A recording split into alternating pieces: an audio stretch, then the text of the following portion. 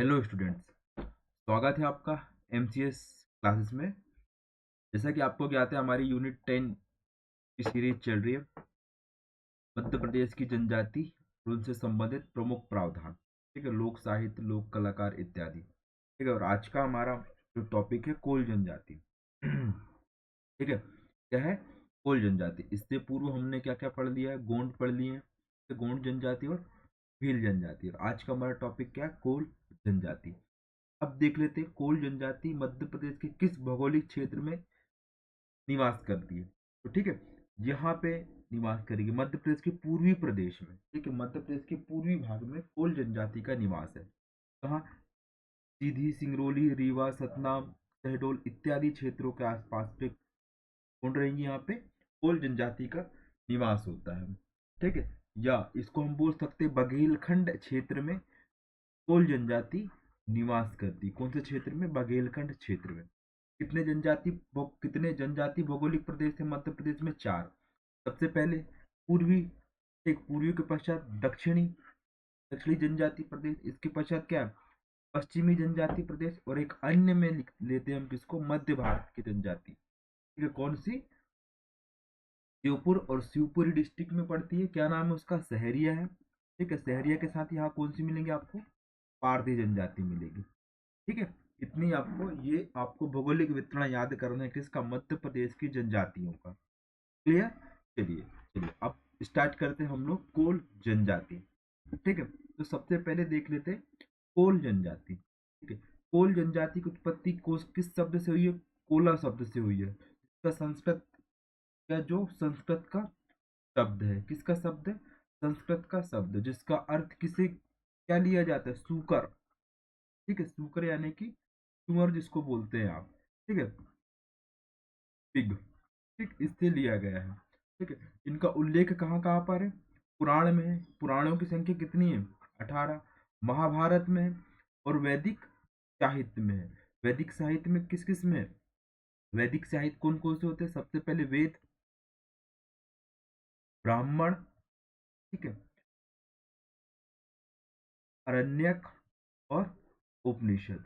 इन साहित्य में आपको कोल जनजाति का वर्णन देखने को मिलेगा। और वेद उत्तर साहित्य कौन से कहलाते हैं, बताइए? सबसे पहले आएगा वेदांग। इसके बाद आएगा स्मृति धर्मशास्त्र। फिर आएंगे क्या? महाकाव्य, उपवेद। फिर क्या? दर्शन। इसे बोलते हैं क्या? उत्तर वैदिक साहित्य। तो ये आपको जनरल याद होना चाहिए। ठीक है, क्योंकि यहाँ से भी क्वेश्चन पूछते हैं वो। ठीक है, और अब ये क्या है? किस परिवार से संबंधित है ये? ऑस्ट्रिक परिवार से संबंधित है। किससे? ऑस्ट्रिक परिवार से संबंधित है। ठीक है, जैसे कि कल हमने पढ़े थे जो गोंड जनजाति है वो कौन से परिवार से संबंधित है? वो बताइए। द्रविड़ियन परिवार से संबंधित। किससे? द्रविड़ियन परिवार से। और जो भील पढ़े थे वो किससे संबंधित है? वो प्रोटो ऑस्ट्रोलाइट से संबंधित है। किससे? प्रोटो ऑस्ट्रोलाइट से संबंधित है। अब ये किस क्षेत्र में निवास करते हैं? विंध्य कैमूर क्षेत्र। ठीक है, जिला कौन कौन से? सीधी, रीवा, सीधी, शहडोल, सतना, जबलपुर इत्यादि जिलों के आसपास पे आपको कोल जनजाति का संकेंद्रण देखने को मिलेगा। ठीक है, अब देखो जो कोल जनजाति है, इनकी उत्पत्ति कहाँ कहाँ से हुई देख लेते एक बार, है ना? ये जानना जरूरी है। सबसे पहले देखो पुराणों में, जो पुराण है हमारे, पुराणों की संख्या 18 में कोल जनजाति की उत्पत्ति कहाँ से लिया गया? असग से लिया गया। कहाँ? असग के पुत्र वेन से जन्मे हैं ये। असग के पुत्र वेन से जन्मे, ऐसा पुराणों में कहा गया। ठीक है, इसके पश्चात दूसरा जो प्रमाण मिलता है, चंद्रवंश के राजा मंधार के पुत्र है। इसके? चंद्रवंश के राजा गंधार के पुत्र, गंधार के पुत्र। ठीक है, इसके पश्चात रामायण में सबरी की संतान कहा गया है। रामायण में किसे? कुल जनजाति को सबरी की संतान कहा गया। जो राम जी को जो अपने मुख से खाए हुए बेर खिलाती है ना, वो सबरी किस जनजाति से संबंधित है? कोल जनजाति से। ठीक है, त्योथर गढ़ी, त्योथर कहाँ पर है? रीवा में है। तो वहां से जानकारी की क्या मिलती है कि कोयला देव से इनकी उत्पत्ति हुई है। कोल ईला देव से। ठीक है, कोल ईया देव से। ठीक, इनसे इनकी उत्पत्ति हुई। किसकी? गोंड जनजाति की। ठीक है, अब और एक यहाँ पे प्रमाण मिलता है विजयगढ़ का किला। विजयगढ़ के किले में। क्या जानकारी मिलती है इनकी उत्पत्ति समेत कि ये मूलतः उसी क्षेत्र से उत्पन्न हुई जनजातियां। तो ये आपको 5 उत्पत्ति के इनके सिद्धांत आपको याद रखने पड़ेंगे, ठीक है, क्योंकि कभी भी पूछ सकते हैं वो, ठीक है। सबसे पहले सबसे प्रमुख है यहाँ पर सॉरी, कौन सा है, त्योथरगढ़ी कोल या देव, ठीक है, ये आपको याद रखना है क्योंकि ये इनका कुल देवता हो सकते हैं, इसलिए ये अत्यधिक प्रमाणिक है, ठीक है। बाकी आपको याद रखना है कि चंद्रवंश के गंधार से उत्पन्न हुए हैं, ठीक है। पुराणों में असक के जो पुत्र है वेन उससे संबंधित है, ठीक, इस प्रकार आपको ये याद रखना है, ठीक है। चलिए अब आते हैं, देखिए सबसे पहले मध्य प्रदेश की तीसरी बड़ी सबसे जनजाति है। सबसे पहले भील, भील के पश्चात गोंड, गोंड के पश्चात कोल, ठीक है। ये आपको छोटे छोटे फैक्ट याद रखने हैं। अब देख लेते हैं हम लोग इनमें कौन कौन सी प्रथा विद्यमान है।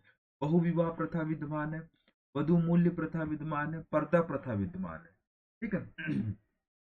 इनकी संस्कृति जन्म से लेकर मृत्यु तक के हिंदू हिंदू जो संस्कृति है, सनातन संस्कृति है, उसका प्रभाव इनमें देखने को मिलता है। पूरे गांव को क्या बोलते हैं, कोल्हीन टोला बोलते हैं। क्या बोलते हैं, कोल्हीन। ये कोल्हन लिखा है, कोल्हन भी यदि पेपर में आए तो आप कोल्हन लगा दीजिएगा, या कोल्हीन टोला, ठीक है। यदि मान लीजिए एक गांव में पूरे कोल जनजाति निवास कर रही तो उसे क्या बोलते हैं, कोल्हीन टोला। इनका प्रसिद्ध नृत्य कौन सा, दहका नृत्य है, ठीक है। प्रसिद्ध नृत्य कौन सा है इनका, दहका नृत्य है, ठीक है। कौन सा, दहका नृत्य, ठीक। दहका नृत्य मुख्य व्यवसाय क्या है इनका, औद्योगिक श्रमिक है ये, उद्योग में क्या करते हैं, काम करते हैं, ठीक है। जो भी इनके क्षेत्र के आसपास जो भी उद्योग होगा उसमें ये श्रमिक का कार्य करते हैं। इनकी पंचायत को क्या बोलते हैं, गोहिया पंचायत। क्या बोलते हैं, गोहिया पंचायत। और एक शब्द लिख लीजिए यहाँ पे, मयारी। क्या है, मयारी, ठीक है। ये 2020 के मेंस में 3 नंबर में पूछा था ये शब्द, क्या मयारी है क्या करके, ठीक है। तो आप याद रख सकते हैं मयारी क्या है, कोल जनजाति की पंचायत को मयारी या गोहिया भी कहते हैं। इनका मूल निवास क्या है, कुराली बरडी राजा। यहाँ पर एक कुराली बरडी राजा है, ठीक है। क्लियर, ये हुआ क्लियर। अब इसके पश्चात देख लेते हैं अब इनकी उपजातियां कौन कौन सी हैं। कोल की उपजातियां, कठोतिया, भावटिया, रेवारिया, मवासी, ठाकुरिया, कागवारिया, दसूरा और विरज, ठीक है, विज। इतनी क्या है इनकी उपजातियां हैं। एक बार फिर से देख लेते हैं, कठोतिया, भावटिया, रेवरिया, मवासी, ठाकुरिया, कागर कागवारिया, दसोरा और विज। देखिए जहां भी आपको कोल में किसी भी जनजाति में रिया शब्द आपको दिखने को मिल रहा है, ठीक है, या इया मिल रहा है, तो वो किसकी जनजाति होगी, वो कोल की उपजाति होगी, ठीक है। जैसे कठोतिया देख लो, भावटिया, रेवारिया, मवासी, ठाकुरिया, कागवारिया, दसूरा और विज। इतनी क्या है इसकी उप जातियां हैं, ठीक। चलिए नेक्स्ट देख लेते हैं अब इनके प्रमुख देवता कौन कौन से हैं, ठीक है। इनके प्रमुख देवता कौन कौन से, सबसे पहले भैरव देव, भैरव बाबा। कौन है, भैरव बाबा, ठीक है। इसके पश्चात कौन से, सन्यासी देव। कौन है फिर, सन्यासी देव, ठीक है। सन्यासी देव के पश्चात इनकी एक माता जी हैं, कौन सी, शारदा माता, क्योंकि मैहर इनके आसपास में है, मैहर सॉरी, ठीक है।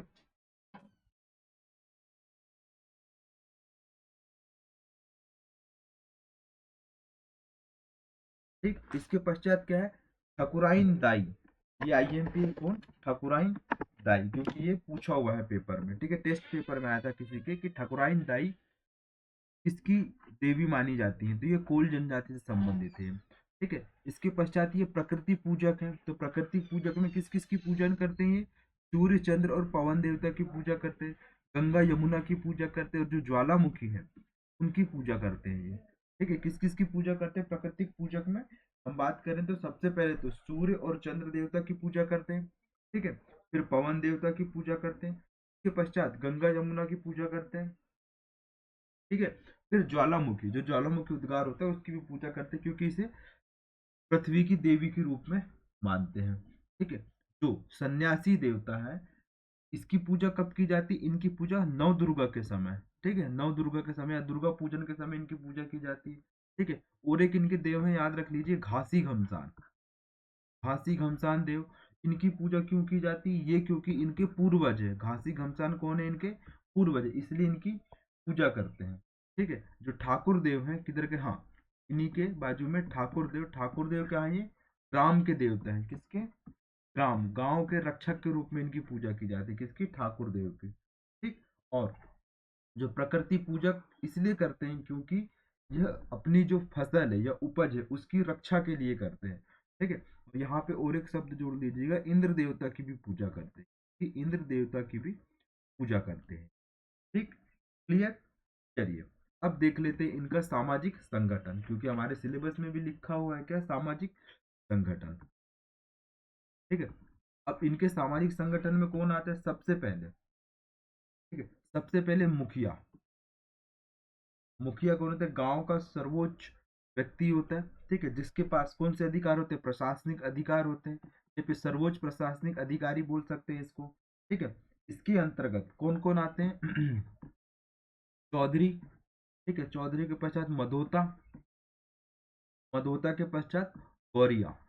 ठीक है। ये शब्द आपको याद रखना है। चौधरी, चौधरी, मधोता और गौरिया किससे संबंधित है? कुल जनजाति से संबंधित। ठीक है। इसके पश्चात दूसरा व्यक्ति कौन है? बरुआ। कौन? बरुआ। बरुए का काम क्या होता है? धार्मिक कार्यों को संचालित करते हैं। किसको? धार्मिक कार्यों को संचालित करने का कार्य किसके द्वारा किया जाता है? बरुआ के द्वारा। तीसरा व्यक्ति लिख लीजिए यहाँ पे, भूईहर। भूईहर, इसका काम क्या है? जड़ी बूटी तंत्र मंत्र के माध्यम से, जड़ी बूटी तंत्र मंत्र के माध्यम से किसी भी रोग का उपचार करना, या इसको सिंपल सा बोल सकते हैं पंडित का कार्य करता है ये। ठीक है। पूजन वूजन इत्यादि कराने का भी कार्य करता है। कौन? भूईहार। कौन? भूईहार। इसके पश्चात चौथा जो व्यक्ति होगा, न्यूतिया। न्यूतिया, देखिए इसके प्रोनाउंसिएशन से आपको लग रहा है न्योता देने वाला। ठीक है। किसी भी सार्वजनिक कार्यों को संचालित करने के लिए या पूर्ण करने के लिए, ठीक है, किसी भी कार्य जो चल रहा है, सार्वजनिक कार्य है, उसमें न्योता देना या आमंत्रण देने का कार्य किसके द्वारा किया जाता है? न्यूतिया के द्वारा किया जाता है। ठीक है।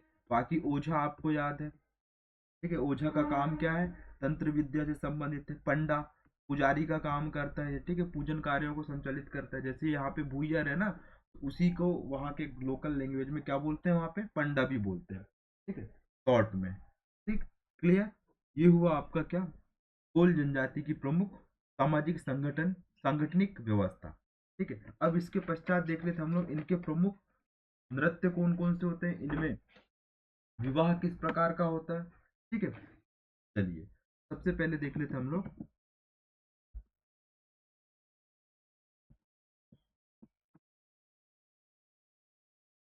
नृत्य। नृत्य कौन सा होगा? कोल दहका नृत्य होता है एक। ठीक है। कोल दहका नृत्य आपने सुना होगा, या दहका ही आ जाए तो आप कोल जनजाति में लगा दीजिएगा टिक। ठीक है। विवाह, सगाई, छठी आदि अवसरों में कोल दहका नृत्य। ठीक है। कौन सा नृत्य किया जाता है? कोल दहका नृत्य किया जाता है। दूसरा नृत्य कौन सा है? कहरा नृत्य, जो कहरवा ताल पर होता है। कौन सा? कहरा नृत्य किस पे होता है? ये कहरवा ताल पे होता है। तीसरा नृत्य, ये भी किस किस अवसर पे होगा? विवाह, सगाई इत्यादि अवसरों पर ये भी नृत्य किया जाता है। इसके पश्चात दौतलिया नृत्य। दौतलिया नृत्य, ये भी किससे संबंधित है? खुशी के अवसर पर होता है। ठीक है। चौथा नृत्य निकल लीजिए, नारदी। नारदी नृत्य। ठीक है। नारदी नृत्य कह सकते हैं आप। ये भी किससे संबंधित है? कोल जनजाति से संबंधित संबंधित है। और जो दहका नृत्य होता है, ये किस शैली में होता है? सवाल जवाब की शैली में ये नृत्य का आयोजन किया जाता है। किसमें? सवाल जवाब की शैली में। सवाल जवाब की शैली में किया जाने वाला नृत्य कौन सा है? कोल दहका नृत्य है। तो ये हो गया क्या? इनके प्रमुख नृत्य। अब इसके पश्चात देख लेते हैं, आपने सुना होगा कोल विद्रोह। ठीक है। किसके विरुद्ध हुआ था? अंग्रेज शासन के विरुद्ध हुआ था कोल विद्रोह। कब हुआ था ये? 1800, बताइए। 1831 32 में हुआ था कोल विद्रोह। अब इसके नेतृत्व करता कौन कौन थे? तो सबसे पहले सिद्धू कानू चांद भैरव। ठीक है। और साथ में यदि आपको बुद्धू भगत भी मिल रहा है यहाँ पे, तो आप बुद्धू भगत भी यहाँ पे लिख लीजिएगा। ठीक है, बुद्धू भगत। ठीक है, ये भी इनसे संबंधित, किससे, कोल विद्रोह से। और ये किसके विरुद्ध हुआ था, ये अंग्रेजों के विरुद्ध हुआ था। कौन सा, कोल विद्रोह। ठीक है, क्लियर, यहाँ तक क्या आपको चीजें समझ में आई। देखिए, यहाँ से अब क्वेश्चंस आने ही हैं कोल जनजाति से। ठीक है, क्योंकि मध्य प्रदेश की तीसरी सबसे बड़ी जनजाति है। ठीक है, जब मेंस में उन्होंने पूछ लिया तो प्री में भी वो पूछेंगे यहाँ से क्वेश्चन। ठीक है, इनका सबसे प्रमुख जो नृत्य होता है, कोल दह का नृत्य होता है। ठीक है, कौन सा, कोल दह का नृत्य, याद रखना। और किस अवसर पर होता है ये, विवाह, शादी, सगाई इत्यादि अवसर पर कोल दह का नृत्य का आयोजन किया जाता है। एक बार फिर से रिवाइज कर लेते हैं जल्दी हम लोग। देखो, जो कोल जनजाति है वो किस परिवार से संबंधित है, ऑस्ट्रिक परिवार से संबंधित है। किससे, ऑस्ट्रिक परिवार से संबंधित है। जो कोल शब्द है वो कोला शब्द से आया है, जिसका जो संस्कृत भाषा का शब्द है, जिसका अर्थ क्या होता है, सूकर होता है। ठीक है, कोल जनजाति का उल्लेख कहाँ देखने को मिलेगा आपको, पुराणों में देखने को मिलेगा, महाभारत में देखने को मिलेगा। महाभारत में कितने पर्व है, 18 पर्व है। ठीक है, वैदिक साहित्य में देखने को मिलेगा। तो वैदिक साहित्य कौन कौन से हैं, तो वेद, ब्राह्मण, उपनिषद, अरण्यक और उपनिषद है। ठीक है, उपनिषद की संख्या कितनी है, 108, ये आपको याद रखना है। ठीक है, क्षेत्र, किस क्षेत्र में निवास करते, विंध्य कैमूर वाले क्षेत्र में निवास करते, या यूं कहें हम लोग, यहाँ पे देख लीजिए,